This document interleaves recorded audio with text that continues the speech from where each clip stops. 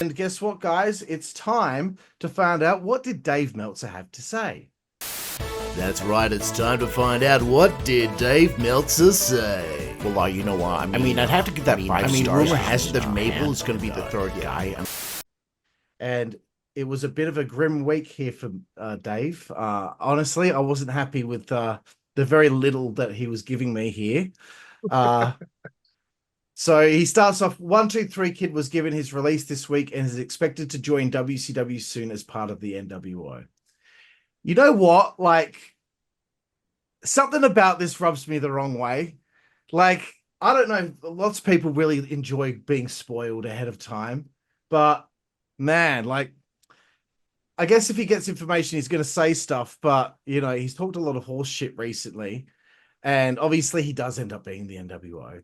But if I was running WCW and writing the show, it would annoy me that there's a writer out there giving away, you know, what's going to be happening. Do you guys have any thoughts on that? Yeah, it's it does make you wonder, like, I don't understand what the benefit is of wrestlers like breaking kayfabe and going to dirt sheets. Like, Yeah. I don't know, like, what are you getting out of it? Like, a connection with some neckbeard who lives in his mum's basement? Like, surely, I don't know, fucking anybody else but Dave. Seriously, have some fucking standards. Yeah. Jesus. I just never understood, you know, giving away shit ahead of time. But anyway, depositions have begun in the WWF WCW lawsuits stemming from the debuts of Hall and Nash, and WCW implying that were part of a WWF invasion. That's also you got to think of, just that previous point. You also got to think as well. Back at that point, these fans are not looking at fucking dirt sheets or any of that shit. They're just enjoying the show for what it is. So I think people who are looking at rumors and stuff would have to actually get his magazine, really. right. So I think majority of the audience back then, I don't think they're looking on the internet to try to find stuff as much as they do now. You know, it's just rife now. But back then, I think the majority of the audience they just go in there to have a good time, and probably are going to get surprised because they don't probably don't even know what a dirt sheet is, to be honest with you. Yeah, that's right. I guess I needed context there, and you've applied it, Kev, because you look at the crowd. You look at the crowd, man. They're normal looking people. Then later on, okay, you look at an AEW crowd now. You know, sorry, I had to say it, but like the people that you're watching the crowd here are not there No. for a show like that now. Geez, he just gave me fuck all here, and it's really annoying. Gene Okerlund teased that he would reveal the fourth member of the nWBro on the hotline, but when you called it, he never even brought it up. What a scam, bro. So good. And Dave reckons it's expected the fourth member will be revealed at the War Games match in September. Wrong. That's a huge weight. That would be a huge weight to have another member. Yeah, fuck off, man. He doesn't know what he's fucking talking about. It's expected. He always throws in words like it's expected. Fuck you. So he's got an out. And then lots of letters about WCW. Lots of letters were sent to Dave, apparently, about WCW. Oh, yep. Mostly the same complaints.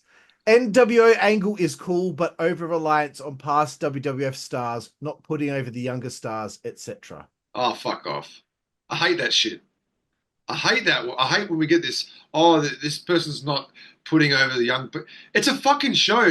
I don't give a shit how old the person is in the show, as long as they're entertaining. Come on. Get out of here. Like, what kind of people? What do you want? What do you want? You want Eddie Guerrero to fucking challenge Hogan? What do you want? You know, Lord Steven Regal and Dave Taylor to go after the outsiders? Fuck off. Blade. Give me some fire. Give me some heat. Yeah, did they reference the Japanese angle as well? Yeah, I actually said to Carl, maybe for a little special, we should actually watch just a summarize of this angle just to watch it, because I've never seen it. just to watch it and see what it's all about, because I really like to know. It would be interesting. It would be interesting. But I do like to touch on your point, Carl, because I do want to give you some fire. And this is a little bit of this pisses me off about AEW as well, right? Is yes, they should be establishing their own homegrown talent. I 100% understand that. And WCW was also doing the same thing. I mean, look at the Giant. Homegrown, that's what they were doing there. What irritates me about that, though, is that you need to have people first that people know to actually draw any eyeballs to the goddamn product, right? AEW did it. They brought in Chris Jericho. They brought in people that they knew people would actually tune in to watch because they knew who they were. If they'd started with the people from the indies in AEW, and WCW would probably be in the same position. If they'd started with just those people, nobody would give a shit because they don't know who they are. They have no investment. They have no prior knowledge. Unfortunately, people need to understand that to establish things, you need to have people who have legacies, who have profiles, who have traction within the industry to actually establish stars of tomorrow. You can't just assign someone star status and then expect them to rise. Look at Roman Reigns' face run. That completely exploded in his face because they were trying to push that. As soon as they eased up and took a different direction, the guy exploded. It's that thing that it's just like, sometimes I do get very frustrated with wrestling fans because it's almost like they don't apply what appears to be very logical, like common sense application to something that is really like at the heart of it, just good, but standard, basic, fundamental storytelling and world building.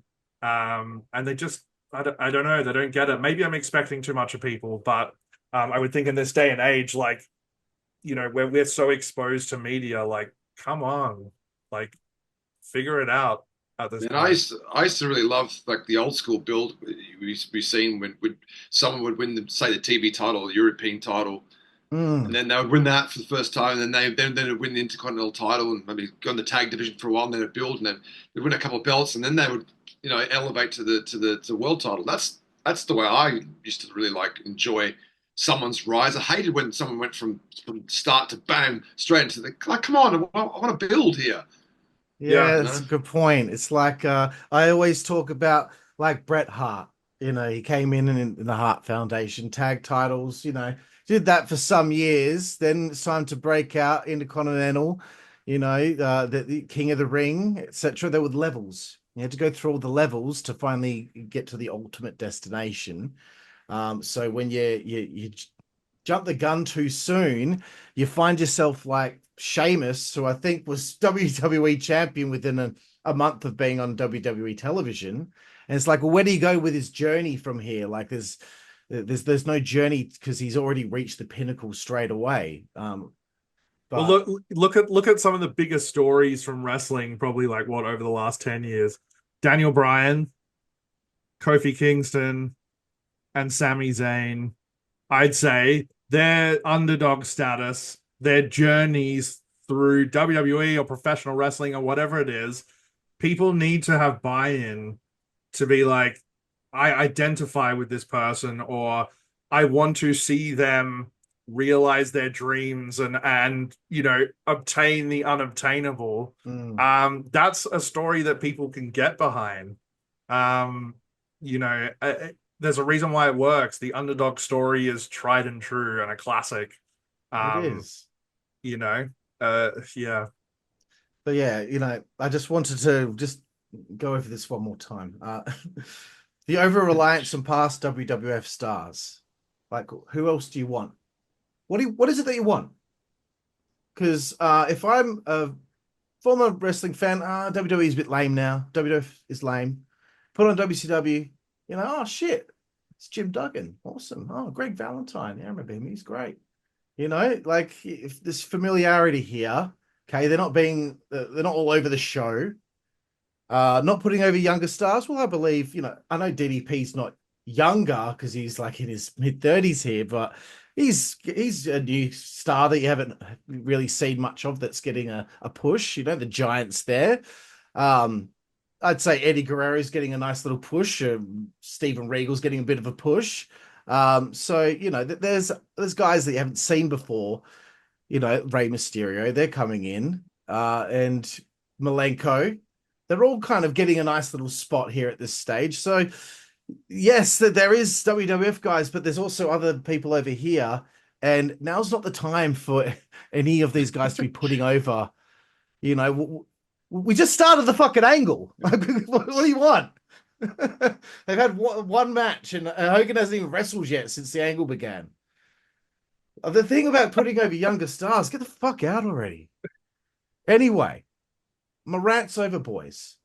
Thank you so much for your time, guys. Do you have any final words, Kev? No, I'm still fired up from that last. The people are emailing Dave Meltzer. They're angry and they're emailing him. Yeah, what kind of fucking loser? Like, that's it. I'm writing like a handwritten letter to Dave Meltzer. Oh, I'd love to slap those people. No, actually, one of those ones. For you. Blade, any final words? I think it's the sort of thing where I don't only experience this in wrestling. I actually experience it in a number of different fandoms I'm involved with. Is that the fans are the fucking worst part about it. And it's a shame because like I love my hobbies and I love the things that I'm interested in, but it's like you can't have civilized, like reasonable discourse with people without them getting insanely precious, insanely insulted. Like, the tribalistic nature of wrestling that's currently come in, people banging out on WCW, even the 2000 stuff. And look, I understand that it was not a masterpiece or whatever, but the fact of the matter is that after WCW disappeared, the WWE had a fucking monopoly for like a couple of like 1.5 decades. Like it, what's wrong with competition? What's wrong with points of difference? What's wrong with alternatives? And like agreeing to disagree. It just, I don't know. People like Dave fuel that sort of stuff. He does, yeah. And he makes his money and his living off that. And I think it's scummy. Like I said, he's not a journalist in my eyes. He has no journalistic integrity. He's a gossip monger and a rumor peddler. And that's basically it. If you like his stuff, good for you. I politely disagree and ask that you take your viewership elsewhere. Thank you. Yeah, it's just a bit strange, isn't it? He's supposed to be the journalist that's supposed to be giving people the news, and he's clearly like got an agenda. It's just so obvious.